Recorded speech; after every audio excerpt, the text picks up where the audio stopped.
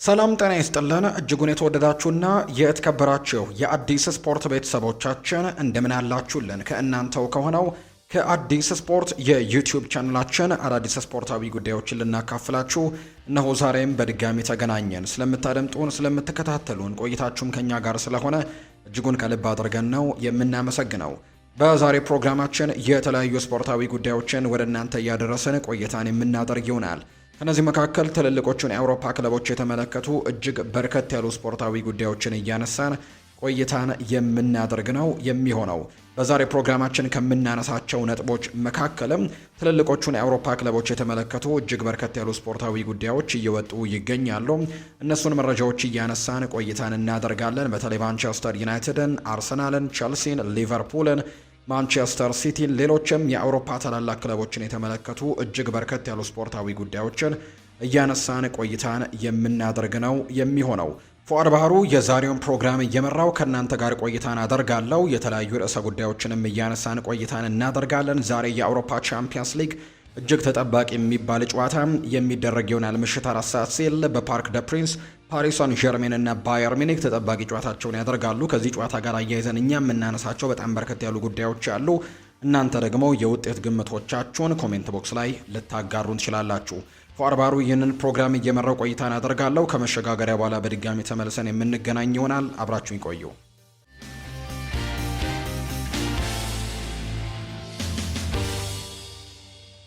ወደ ቀዳሚው መረጃችን እናምራም። ዛሬ በአውሮፓ ቻምፒየንስ ሊግ የሚደረግ በጣም ተጠባቂ ጨዋታ አለም። ከሱ ጨዋታ ጋር አያይዘን አንዳንድ ጉዳዮችን እናንሳ። ዛሬ ፓሪስ ሳን ዠርሜን እና ባየር ሚኒክ ናቸው ጨዋታቸውን የሚያደርጉት። ተጠባቂ ጨዋታ ነው፣ የግማሽ ፍጻሜ መርሃ ግብር ነው። ፓርክ ደ ፕሪንስ ላይ ይደረጋል። ምናልባት ለዋንጫው ከሚገመቱ መጀመሪያ ላይ ምናልባት እንግዲህ ቡድኖቹን ስንገምታቸው ለዋንጫ ከምንጠብቃቸው ቡድኖች መካከል ሁለቱ ናቸው። ዛሬም በግማሽ ፍጻሜ ወደ ዋንጫው ለማለፍም የመጀመሪያ ዙር ጨዋታቸውን የሚያደርጉት ሁለቱም የተለያየ አይነት መንገድን ነው በዘንድሮ የአውሮፓ ቻምፒየንስ ሊግ ላይ እየተመለከተ ነው። ባየር ሚኒክ በጣም ጠንካራ ሆኖ ምድቡ ላይ አንድ ጨዋታዎችን ብቻ ተሸንፎ ሁለተኛ ደረጃን ይዞ ያጠናቀቀ ቡድን ነው። ፓሪስ ሰን ዠርሜን በአንጻሩ በምድብ ጨዋታዎች ላይ በጣም ተቸግሮ የነበረበት፣ ከዛ ውጭ ደግሞ ወደ ፕሌይኦፍ ጨዋታዎች ጭምር አምርቶ እሱን አሸንፎ ነው ማለፉን የምናስታውሰው። ከዛ በኋላ ግን የእንግሊዝ ክለቦችን ቸልሲን እንዲሁ ደግሞ ሊቨርፑልን ጭምር ጥሎ ነው ወደዚህኛው ዙር ያለፈው። አምናም የምታስታውሱ ከሆነ ፓሪስ ሰን ዠርሜን የዋንጫው ሻምፒየን ሲሆን በርከት ያሉ የእንግሊዝ ክለቦችን ጥሎ እንደመጣ እናስታውሳለን። እነ አርሰናልን ጭምር፣ ከዛ ውጪ ሊቨርፑልንም የጣለው እሱ ነበር። አስተን ቪላንም ጭምር ከውድድር ውጪ አድርጎት ነበርና በርከት ያሉ የእንግሊዝ ክለቦችን ጥሎ ነበር ለፍጻሜ ደርሶ በፍጻሜውም ኢንተር ሚላንን አሸንፎ የዋንጫው ባለቤት የሆነው። ዘንድሮ ለዋንጫ ከሚገመቱ ቡድኖች መካከል ሁለቱ እርስ በርስ ተገናኝተዋል። የዛሬው ጨዋታ የሚጠበቅ ነው። እግር ኳስን የሚወድ ሁሉ ሊመለከተው የሚገባ ወሳኝ ጨዋታ እንደሆነ በርካቶች ያነሳሉ። የ2025/26 የውድድር ዓመት የአውሮፓ ቻምፒየንስ ሊግ መገባደጃው ጋር እየደረሰ ነው። ዛሬ በግማሽ ፍጻሜው የመጀመሪያ ጨዋታ ደግሞ ፓሪስ ሳን ዠርሜን ከባየር ሚኒክ ጋር ይፋለማሉ። ይህንን በጉጉት በብዛት እንግዲህ ምራቅ የሚያስውጥ ጨዋታ ብለው በርካቶች እየገለጹት ነው። እግር ኳስን የሚወዱ ሁሉ ሊመለከተው የሚገባ ትልቅ ጨዋታ ነው። ይሄ ያለ ምክንያት አልተባለም። ሁለቱ ቡድኖች ለየብቻቸው 38 ግቦችን ተጋጣሚያቸው ላይ እያሳረፉ የመጡ በጣም አጥቅተው የሚጫወቱ በርከት ያሉ ግቦችን የሚያስቆጥሩ አጥቂ ያላቸው በጣም ቆንጆ እግር ኳስን የሚጫወቱ ቡድኖች እንደሆኑ በርካቶች የሚያውቃቸው ሁለት ቡድኖች ነው ዛሬ ጨዋታቸውን የሚያደርጉት። ሁለቱ ክለቦች በተሳተፉባቸው ጨዋታዎች ላይ ደግሞ በድምሩ 107 ግቦች ተመዝግበዋል። ዋና ዓላማቸው ማጥቃት የሆነው የሁለቱ የክለቦች የእርስ በርስ ግንኙነትም በጉጉት ቢጠበቅም አይገርምም። ፓሪስ ሳን ዠርሜን እና ባየር ሚኒክ በሊግ ምዕራፍ 4ኛ ዙር ላይ ዛሬ በሚጫወቱበት ፓርክ ደ ፕሪንስ ተገናኝተው ነበር። ዘንድሮ በሊጉ 4ኛው ጨዋታ ላይ ወይም በምድብ ፌዝ በምንለው 4ኛ ዙር ጨዋታ ላይ ተገናኝተው ነበር። ያኔም ጨዋታውን ባየር ሚኒክ 2-1 ማሸነፉን የምናስታውሰው ነው። ፓሪስ ሳን ዠርሜን ሊቨርፑልን፣ ባየር ሚኒክ ደግሞ ሪያል ማድሪድን በመርታት ነው ለዛሬው የግማሽ ፍጻሜ ጨዋታም የበቁት። በዛሬው ጨዋታ ላይ በሁለቱም ክለቦች በኩል የጎላ የጉዳት ዜና እንደሌለ የሚያሳዩ መረጃዎች አሉ። የፈረንሳዩ ክለብ ፓሪስ ሰን ዠርሜን ሶስተኛው ተከታታይ የግማሽ ፍጻሜ ጨዋታውን ያደርጋል። የትኛውም የፈረንሳይ ክለብ እዚህ ስኬት ላይ ደርሶ በጭራሽ አያውቅም። ፓሪስ ሰን ዠርሜን የመጀመሪያው ቡድን ነው። የዛሬ ምሽቱን ጨዋታ ካሸነፈ ደግሞ 100ኛ የቻምፒየንስ ሊግ ድላቸው ሆኖ ይመዘገብላቸዋል። በዚህም ብቸኛው የፈረንሳይ ክለብ በመሆንም ታሪክ ይሰራል ተብሎ ነው የሚጠበቀው። ባየር ሚኒክ በበኩሉ 22ኛ የቻምፒየንስ ሊግ የግማሽ ፍጻሜውን ለማድረግ ነው ዛሬ ዝግጁ የሚሆነው። የጀርመኑ ኃያል ክለብ ከዚህ ቀደም ካደረጋቸው 21 የግማሽ ፍጻሜ ደርሶ መልስ ጨዋታዎች በ11ዱ አሸንፎ ወደ ፍጻሜ መሻገሩን ተመልክተናል። በ10ሩ ደግሞ ከውድድሩ ውጭ የሆነበት አጋጣሚ ጭምር አለ።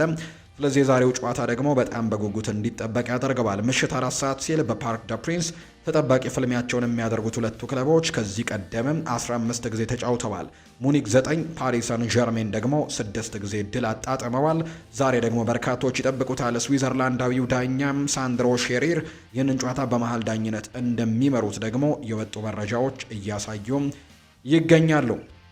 ከዛ ውጭ ግን ከጨዋታው ጋር በተያያዘ የሚነሱ ጉዳዮች አሉ። ከፓሪስ ሰን ዠርሜን መጫወት በአውሎ ንፋስ እንደመመታት ነው ብለዋል ቪንሰንት ኮምፓኒ ነው ይህንን የተናገረው። ቪንሰንት ኮምፓኒ የባየር ሚኒኩ አሰልጣኝ በዛሬው ጨዋታ ላይ ቡድኑን እንደማይመራ ይፋ ተደርጓል። ወይም በቅጣት ምክንያት በዛሬው ጨዋታ ላይ በአሰልጣኞች መምሪያ ቦታ ላይ እንደማንመለከተው ነው መረጃዎች ያሉት። የባየር ሚኒኩ አሰልጣኝ ቪንሰንት ኮምፓኒ ቡድኑ ዛሬ ምሽት ከባድ ጨዋታ እንደሚጠብቀው ግን አልሸሸገም። ሉዊስ ኤንሪኬ ድንቅ ስራን እየሰራ ነው ሲል ያወደሰው ቪንሰንት ኮምፓኒ ከ2 ዓመት በፊት ፓሪስ ሰን ዠርሜንን ስናሸነፍ ጋዜጠኞች ሉዊስ ኤንሪኬን ለመተቸት ቸኩለው ነበር ሲልም ጭምር ይናገራል። ዛሬ ምሽት በጣም ከባድ ጨዋታ ይጠብቀናል ያሉት አሰልጣኙም እነሱ ተጋጣሚያቸው ጥሩ እንዳይጫወት የማስቆም አቅም አላቸው ሲልም ጭምር ነው የተናገረው። ከፓሪስ ሰን ዠርሜን ጋር መጫወት በአውሎ ነፋስ እንደመመታት ነው ያለ ሲሆን ጨዋታው ቀላል እንደማይሆን ጨምሮም ይናገራል። የሁለታችን ጨዋታ ሁልጊዜም ተቀራራቢ ነው። ሁለቱ ቡድኖች ልምድ ያላቸው፣ ጨዋታው በጥቃቅን ልዩነቶችም ይወሰናል ሲል ነው ቪንሰንት ኮምፓኒ እየተናገረ የሚገኘው። ሌላኛው የፓሪስ ከተማ ለፓሪስ ሰን ዠርሜን ድጋፎችን ያሳያል የሚሉ አይነት ሀሳቦች እየወጡ ይገኛሉ።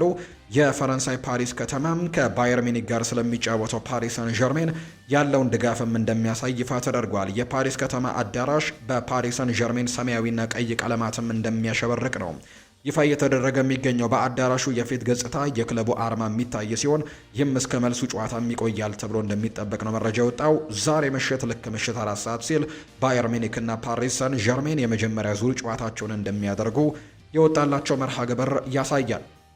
ከዛ ውጪ ቪንሰንት ኮምፓኒ ዛሬ ቡድናቸውን እንደማይመሩም ቀደም ብዬ ገልጬላችኋለሁ።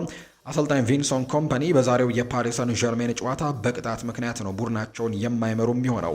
በቅጣት ምክንያት ቡድናቸውን አይመሩም። አሰልጣኙ በቻምፒየንስ ሊጉ 3 ጊዜ የማስጠንቀቂያ ካርድ መመልከታቸውን ተከትሎ አንድ ጨዋታ ይቀጣሉ ተብሎ ነው የሚታሰበው። ከጨዋታው 90 ደቂቃ ቀድሞ ቡድኑን ስቴዲየም ሲደርስም አሰልጣኙ ከቡድኑ የሚለዩ ሲሆን ከዛ በኋላ መገኘትም እንዲሁ አይችሉም ተብሏል። አሰልጣኙ መልበሻ ቤት መግባትና ስልክ መጠቀም እንደማይችሉ ሲገለጽ ጨዋታው ከሚዘጋጅላቸው ቦታ ሆነው ይመለከታሉ የሚሉ መረጃዎች ናቸው እየወጣ የሚገኘው። ክለቦችን የተመለከቱ ስፖርታዊ ጉዳዮችን ወደ እናንተ እናደርስ ውድ ቤተሰቦቻችን። አርሰናልን የተመለከተ መረጃን ነው በቅድሚያ የምናነሳው። ኤቢሪቼ ኢዜ በዚህ ሲዝን በአርሰናል ቤት ካሉ ተጫዋቾች ውስጥ በማሊያ ሽያጭ ቀዳሚው እንደሆነ ይፋ ተደርጓል። በበርካታ የአርሰናል ደጋፊዎችም እንደተወደደ ጭምር ነው መረጃዎች እያሳዩ የሚገኙት። ስለዚህ በዚህ ሲዝን ማሊያቸው በከፍተኛ ሁኔታ ከተሸጡ ተጫዋቾች መካከልም በቅደም ተከተልነት ሲቀመጥ ኤቢሪቼ ኢዜ ቀዳሚ ደረጃ ላይ መቀመጡን የሚያሳዩ መረጃዎች ናቸው ያሉት። ከሱ በመቀጠል ግን ሁለተኛ ከፍተኛ ሽያጭን ያገኘው ተጫዋች ቪክተር ዮኬሬሽ ነው። ሶስተኛው ዴክላን ራይስ እንደሆነ ይፋ ተደርጓል። ቡካዮ ሳካ፣ ማርቲን ኦዴጋርድ ደግሞ 4ኛና 5ኛ ደረጃ ላይ የተቀመጡ ተጫዋቾች ናቸው። እነ ማክስ ዶመንም ከዛ በኋላ ስማቸው የተዘረዘሩ ተጫዋቾች ናቸው። ነገር ግን ይህ ተጫዋች ኤቢሪቼ ኢዜ ግን ዘንድሮ በአርሰናል ደጋፊዎች በስፋት የተሸጠው ማሊያ እንደሆነ የሚያሳዩ መረጃዎች ናቸው ይፋ እየተደረጉ የሚገኙት። ሌላኛው የምናነሳው ጉዳይ አትሌቲኮ ማድሪዶች በአርሰናል ስጋት ላይ ልዩ ዝግጅቶችን እያደረጉ እንዳለ የሚያሳዩ መረጃዎች ወጥተዋል።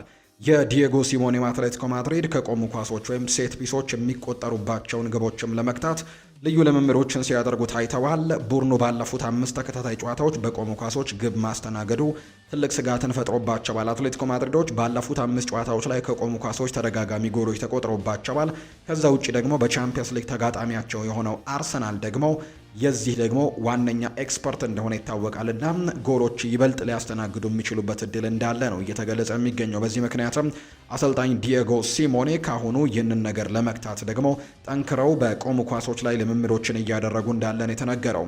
በተለይም ደግሞ ቀጣይ ተጋጣሚያቸው በቆሙ ኳሶች ላይና በማዕዘን ምት አቻ የሌለው አርሰናል መሆኑ ሲሞኔን ክፉኛ አስጨንቆታል ነው የተባለው። በልምምድ ሜዳ ላይ የሚታዩትንም እንዲሁ ሰው ሰራሽ አሻንጉሊቶችን አርሰናል ግብ ጠባቂ ላይ የሚፈጥረውን መጨናነቅም እንዲሁ ለመለማመድም ታስበው የቀረቡ እንደሆኑ ጭምር የሚያሳዩ መረጃዎች አሉ። ብቻ ግን በእንደዚህ አይነት ነገሮች ላይ ጠንክረው ልምምዶችን እያደረጉ እንዳለ የሚያሳዩ መረጃዎች ናቸው እየወጡ እንደሚገኝ ዘገባዎች እየጠቆሙ የሚገኙት። ሌላኛው የምናነሳው ጉዳይ ባርሴሎናና አርሰናል የአትሌቲኮ ማድሪዱን አጥቂ ሁሊያን አልቫሬዝን ለማስፈረም ትልቅ እንቅስቃሴዎችን እያደረጉ እንዳለ የሚያሳዩ መረጃዎች እየወጡ ይገኛሉ። በክረምት የተጫዋቾች የዝውውር መስኮት በትልቁ በዝውውር ገበያው ላይ እንሰማቸዋለን ተብለው ከሚጠበቁ ተጫዋቾች መካከል አንደኛው ሁሊያን አልቫሬዝ እንደሆነ የሚያሳዩ መረጃዎች አሉ። ስለዚህም ይህንን ተጫዋች ለማስፈረም በትልቁ እንቅስቃሴዎችን ያደርጋሉ እነዚህ ሁለት ክለቦች ተብሎ ነው የሚጠበቀው። በዚህም መሰረት በተለይ ባርሴሎናዎች ይህንን ተጫዋች ለማስፈረም እስከ 70 ሚሊዮን ዩሮ ለማቅረብ ዝግጁ እንደሆኑ ተነግሯል። ከአትሌቲኮ ማድሪድ ጋር ደግሞ በዝውውር ገበያዎች ላይ በጣም ጥሩ ግንኙነት እንዳላቸው ነው የሚነሳው። ከዚህ በፊት ከአትሌቲኮ ማድሪድ ወደ ባርሴሎና እንዲሁ ደግሞ ከባርሴሎና ወደ አትሌቲኮ ማድሪድም የተዘዋወሩ በጣም በርከት ያሉ ተጫዋቾች እንዳሉ እናስታውሳለን እና ጥሩ ግንኙነት እንዳላቸው ይነገራል በዝውውር ጉዳዮች ላይ።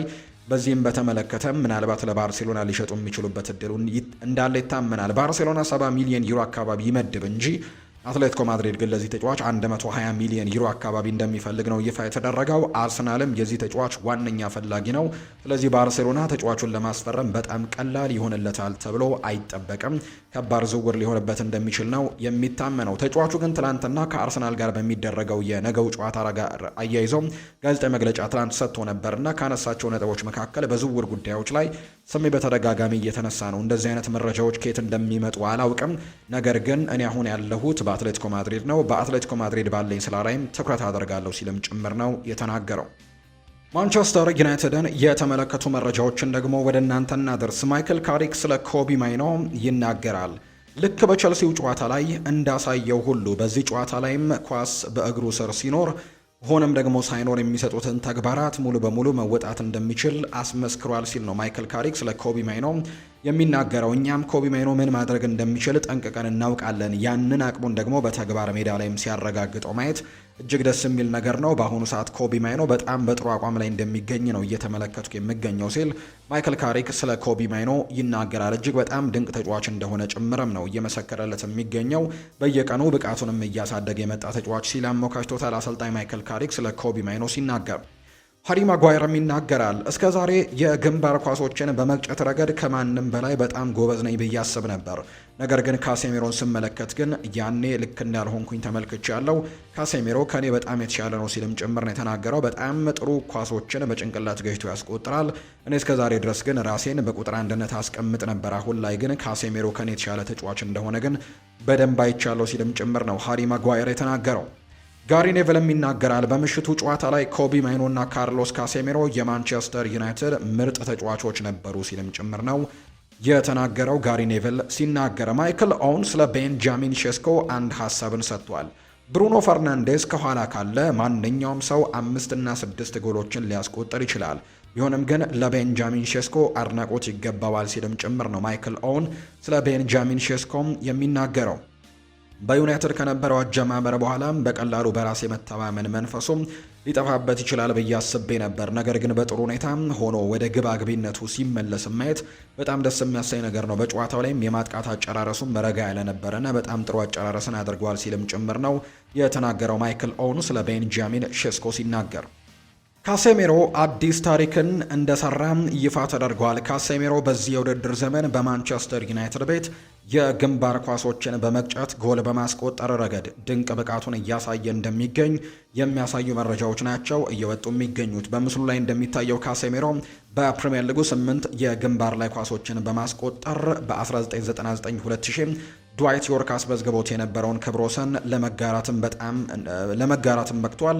በአንድ የውድድር ዘመን ብዙ የግንባር ጎሎችን ያስቆጠሩ የማንቸስተር ዩናይትድ ተጫዋቾች መካከል ካሴሜሮ እንደሆነ ጭምር ነው ይፋ እየተደረገ የሚገኘው። ከዛ ውጭ ግን በፕሪሚየር ሊጉም ሃሪኬን ነው 10 ግቦችን ያስቆጠረው። ከዛ ውጭ ካሴሜሮ 8 ያክል ግቦችን ማስቆጠር ችሏል። ከዚህ በኋላ በሚኖሩት ጨዋታዎች ላይ ምናልባት ጎሎችን ማስቆጠር የሚችል ከሆነ በጭንቅላት ያንን ሪከርድ መጋራት የሚችልበትን እድል ያገኛል ተብሎ ነው የሚታሰበው። ካሪክ ስለ ካሴሜሮም ይናገራል። ካሴሜሮ ብዙ ነገሮችን ያከናወነ ድንቅ ተጫዋች ነው። በቡድን ውስጥ ትልቅ ተጽዕኖ አለው። የሚችለውን ሁሉ ሰጥቷል። እግር ኳስ እንዲህ ነው። ተጫዋቾች ይመጣሉ፣ ይሄዳሉ። ሁኔታዎችን ተላምዶ ወደ ቀጣዩ ምዕራፍ መሻገርም ያስፈልጋል ሲል የተናገረው ካሴሜሮ ከደጋፊዎች ጋርም እንዲህ ያለ ጥሩ ግንኙነት መኖሩ በጣም መልካም ነገር ነው ሲልም ጭምር ይናገራል። ካሪክ ይቀጥልና ብሩኖ ፈርናንዴስ የአመቱ ምርጥ ተጫዋች ሽልማትን ማሸነፍ ይገባዋል፣ እንደምናየው እጅግ ድንቅ የውድድር ዘመንን እያሳለፈ ነው ሲልም ነው ካሪክ የተናገረው። ካሪክ ስለ ብሩኖ ይቀጥልና አሁን ላይ በእያንዳንዱ ጨዋታ ጎል እያስቆጠረን ነው።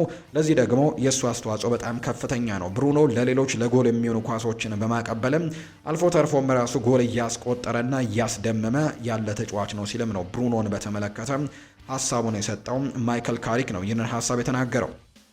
የማንቸስተር ዩናይትድ የዘንድሮ የክረምት የዝውውር አካሄድ ከቀድሞቹ አመራሮች ስር ከነበረው አሰራር እጅግ በተለየ መልኩ ሊደረግ እንደሚችል ተነግሯል። በሁለት ዋና ነጥቦች በእጅጉ እንደሚለይ ነው መረጃዎች የሚያሳዩት።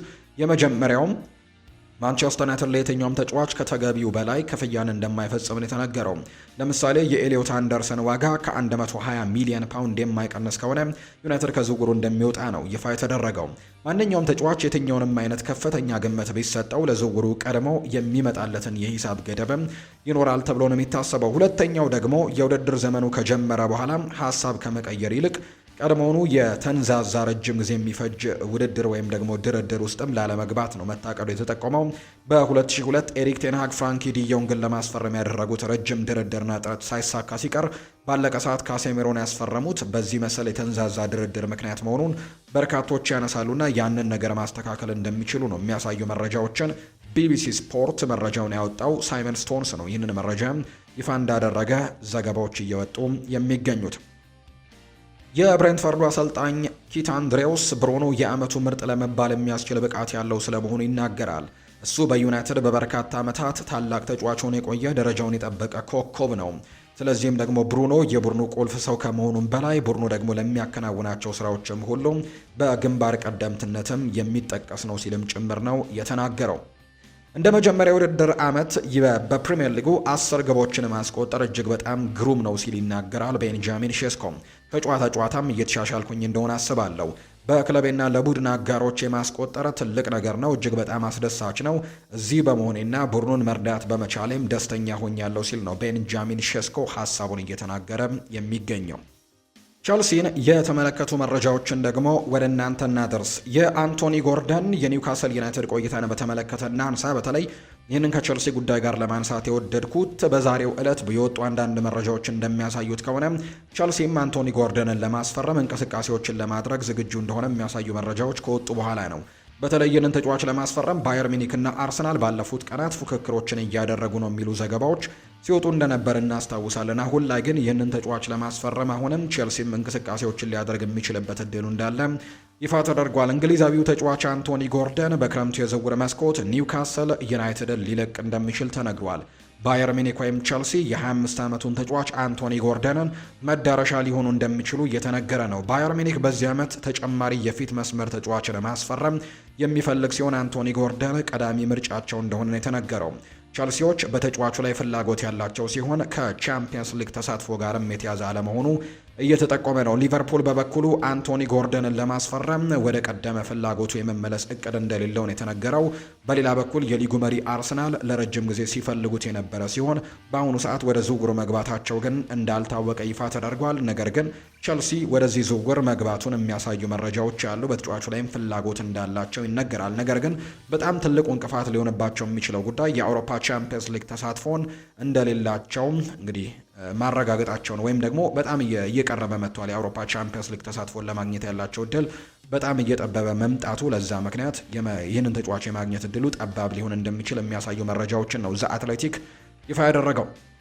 ባርሴሎና በክረምቱ የዝውውር መስኮት ማርኮ ኮሬያን የማስፈረም ከፍተኛ ፍላጎት እንዳለውም ጭምር ኤል ቺሪንጊቶ የተባለው የመረጃ ምንጭም ይፋ አድርጓል። የማንቸስተር ሲቲን ጉዳይ ደግሞ እንንገራችሁ። ማንቸስተር ሲቲ ጄምስ ትራፎርድን በክለብ ውስጥ እንዲቆይ ይፈልጋል ተብሏል። ነገር ግን ተጫዋቹ በቂ የመጫወቻ ደቂቃዎችን ባለማግኘቱ ምክንያት ቅር እንደተሰኘ የሚያሳዩ መረጃዎች ያሉ።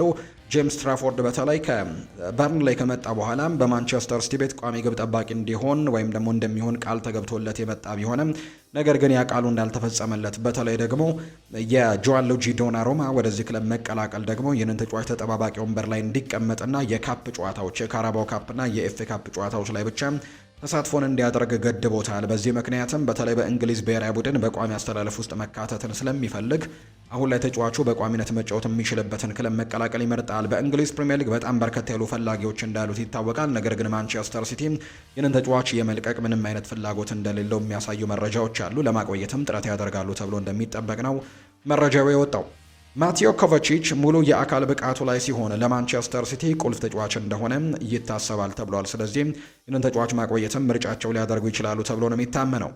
በዚህ ክረምት ቲጃኒ ራይንደርስ ከማንቸስተር ሲቲ ለቃል የሚል ግምት የለኝም ብሏል። ሳምሊ የተባለ የመረጃ ምንጭ ነው ይፋ ያደረገው። ምክንያቱም በርናርዶ ሲልቫ ክለቡን ሊለቅ፣ ቲጃኒ ራይንደርስ ደግሞ የመሃል ሜዳ ሚናዎችን ለመወጣት ቅድመ ግምት የሚሰጠው ተጫዋች ተደርጎ ነው የሚወሰደው።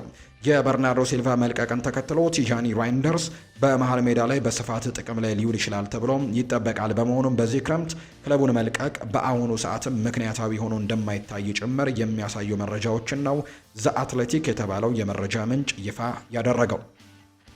ፕሪምየር ሊጉ ለማንቸስተር ሲቲ የክሪስታል ፓላስንና የቦርንመዝ ጨዋታን ለመቀየር ያቀረበውን ጥያቄ ውድቅ እንዳደረገበት የሚያሳዩ መረጃዎች ይፋ ተደርገዋል። ፕሪምየር ሊጉ ማንቸስተር ሲቲ በተለይ ከክሪስታል ፓላስ ጋር በሜዳው ከዛ ውጪ ከቦርንመዝ ጋር ከሜዳው ውጪ የሚያደርጉትን ጨዋታ ቅደም ተከተል ለመቀየር ያቀረበው ጥያቄ ውድቅ አድርጎበታል። በዚህ ምክንያት የፔፕ ጓርዲዮላ ቡድን የ2025-26 የውድድር ዘመንን ለማጠናቀቅ በ12 ቀናት ውስጥ 4 ጨዋታዎችን ለማድረግ የሚገደድበት ይሆናል። ይሄ ምናልባት ለአርሰናል እንግዲህ ጥሩ እድልን ይሆንለታል ተብሎ ይታሰባል። ምክንያቱም ማንቸስተር ሲቲዎች በከባድ ጫና ውስጥ ሆኖ ነው የፕሪሚየር ሊግና ሌሎች ጨዋታዎችን የኤፍኤ ካፕ የፍጻሜውን ጨዋታ ጭምር የሚያደርገውና የተጫዋቾች ድካም እንዲሁ ደግሞ ጉዳትም ሊገጥማቸው የሚችልበት እድል ከመኖሩ ጋር በተያያዘ በ12 ቀናት ውስጥ 4 ጨዋታዎችን ማድረግ እጅግ ከባድ ይሆናል ተብሎ ስለሚታመን ምናልባት ከክሪስታል ፓላስና ከቦርንመዝ ጋር የሚደረጉ ጨዋታዎች ላይ ሽግሽጎች እንዲኖሩ ጠይቆ ነበር። ነገር ግን ያ ነገር ሳይሳካ እንደቀረ ነው መረጃዎች እየወጡ የሚገኙት በማንቸስተር ሲቲ በኩል። የሪያል ማድሪድ ጉዳዮችን እንንገራችሁ። ሪያል ማድሪድ በሚቀጥለው የውድድር ዘመን በራኡል አሴንሲዮ ብዙም እምነት የላቸውም ተብሏል። ሪያል ማድሪድ ከመቆየት ይልቅ እየተጫዋች ሪያል ማድሪድ ውስጥ ከመቆየት ይልቅ የመልቀቅ ዕድሉ በጣም እየሰፋ እንደመጣ ነው እየተነገረ የሚገኘው። በተለይ ደግሞ በአንዳንድ ባህሪዎቹ ምክንያትም ሪያል ማድሪድ ሰዎች እንዳልወደዱት ጭምር የሚያሳዩ መረጃዎች አሉ። በዚህ ምክንያትም ከክለቡ ጋር ሊለያይ የሚችልበት እድል በጣም ሰፋ ያለ እንደሆነ ይፋ ተደርጓል። ስለዚህ በክለቡ የመቆየት እድሉ በጣም ጠባብ ነው፣ ባይሆን የመልቀቅ እድሉ ሰፋ ያለ እንደሆነ ነው መረጃዎቹ እያሳዩ የሚገኙት። ቲቦ ኮርቶዋ በኤል ክላሲኮ ጨዋታ ላይ ይደርሳል የሚሉ መረጃዎች ይፋ ተደርገዋል። አሁን ላይ ከጉዳት የማገገም ሂደቱ የመጨረሻ ደረጃ ላይ እንደሚገኝ ነው ማርካ ይፋ ያደረገው። ስለዚህም ቲቦ ኮርቶዋ በኤል ክላሲኮ ጨዋታ ላይ ወደ ቡድኑ ይመለሳል ተብሎ ይጠበቃል። ነገር ግን የአንድሪያ ሉኒን ብቃት ደግሞ መውረድ በጣም ሪያል ማድሪድን እንዳሳሰበው የሚያሳዩ መረጃዎች አሉ። በተለይ በተደጋጋሚ ጨዋታዎች ላይ ጎል እየተቆጠረበት መምጣቱ ለሪያል ማድሪድ በጣም አስጊ እንደሆነ ጭምር የሚያሳዩ መረጃዎች አሉ። ስለዚህ ይህንን ተጫዋች ደግሞ መተካቶ ላይ ያስፈልጋል ተብሎ ይታሰባል። የቲቦ ኩርቱዋ መመለስም ደግሞ ጥሩ ነገሮችን ሊሰጣቸው እንደሚችል ነው በርካቶች የሚያምኑት። ኒውካስል ዩኤን ዊሳን ከስሮ ለመሸጥ ገዢ እያፈላለገ ይገኛል። ኒውካስል ዩናይትድ አጥቂያቸውን ዩኤን ዊሳን ለመሸጥም ገዢ በማፈላለግ ላይ መሆናቸውን የተነገረው ክለቡ ተጫዋቹን ከብሬንትፈርድ በ55 ሚሊዮን ፓውንድ ካስፈረመው አንድ ዓመት እንዳልሆነው ነው እየተገለጸ የሚገኘው። በኒውካስል ዩናይትድ የረጅም ጊዜ ኮንትራት ያለው ዊሳን በክለቡ የመቆየት ፍላጎት እንዳለው በተደጋጋሚ ይነገራል። ተጫዋቹ ባለፉት 16 ጨዋታዎችን በቋሚነት ተሰልፎ የተጫወተው አንድ ጊዜ ብቻ ነው። ኒውካስል አሁን ላይ ከ8 ወራት በፊት ካወጡት ገንዘብም ከስረውም ቢሆን ይህንን ተጫዋች ለመሸጥ ፍላጎቱ እንዳላቸው ነው የተነገረው። በዓለም ዋንጫ ላይ ምን አይነት አዳዲስ ህጎችን ልንመለከት እንችላለን? የበርካቶች ጥያቄ ነው። ፊፋ በቀጣዩ የ2026 ዓለም ዋንጫ ላይ አዲስ የማስጠንቀቂያ ካርድ ደንብን ለማስተዋወቅም አስበዋል። በአዲሱ የፊፋ ደንብ ከምድብ ጨዋታዎች መጠናቀቅ በኋላ ተጫዋቾች ያዩት ቢጫ ካርድ በይቅርታ እንደሚሰርዙ ተነግሯል። ይህ ደንብም ተጫዋቾች በቢጫ ካርድ ጥርቅም ምክንያት የጥሎ ማለፍ ጨዋታዎች እንዳያመልጣቸው ለማድረግ ያለመ መሆኑን የተነገረው። ከዚህ በፊትም ቢጫ ካርዶች የሚሰረዙት ከሩብ ፍጻሜ ጨዋታዎች በኋላ ሲሆን አሁን ላይ ግን ይህንን ጨምሮ 2 ጊዜ እንደሚሆንም ጭምር የሚያሳዩ መረጃዎች ይፋ ተደርገዋል። የተወደዳችሁና የተከበራችሁ ቤተሰቦቻችን ለዛሬ ያዝንላችሁ አዳዲስ ስፖርታዊ ጉዳዮቻችን እነዚህ ነው የሚመስሉት። ስላደመጣችሁን፣ ስለተከታተላችሁን ቆይታችሁም ከኛ ጋር ስለነበር እጅግ ከልብ አድርገን ነው የምናመሰግነው። ፉአድ ባህሩ የዛሬውን ፕሮግራም እየመራው ከእናንተ ጋር ቆይታን አድርግ ያለው። በቀጣይ ፕሮግራሞቻችን ሌሎች ስፖርታዊ ጉዳዮችን፣ ሌሎች አዳዲስ መረጃዎችን አካተን በድጋሚ ተመልሰን የምንገናኝ ይሆናል። ስላደመጣችሁኝ፣ ስለተከታተላችሁኝ ቆይታችሁም ከኛ ጋር ስለነበር ከልብ አድርጌ ያመሰግናለሁ። በቀጣይ ፕሮግራሞቻችን ሰፋ ያሉ ርዕሰ ጉዳዮችን ይዘን በድጋሚ እንመለሳለን። ዛሬ ምሽት በአውሮፓ ቻምፒየንስ ሊግ ተጠባቂ ጨዋታም ፓሪስ ሰን ዠርሜን እና ባየር ሚኒክ ጨዋታቸውን ያደርጋሉ። የዚህን ጨዋታ የውጤት ግምቶቻችሁን ኮሜንት ቦክስ ላይ ልታጋሩን ትችላላችሁ። ከጨዋታው ጋር የማያይዛችሁ ያላችሁን ሀሳብ ጻፉልን። እኛ በነገው ጠዋት ፕሮግራማችን ደግሞ ሌሎች ስፖርታዊ ጉዳዮችንና የዛሬውን ጨዋታ ጨምረን የተለያዩ ጉዳዮችን ይዘን በነገው ጠዋት ፕሮግራማችን በድጋሚ እንገናኛለን። ለዛሬው ግን እዚህ ጋር ፕሮግራሜን አበቃሁኝ። መልካም ጊዜ፣ መልካም ደግሞ ቀን እንዲሆንላችሁ ነው በአክብሮት የምመኘው።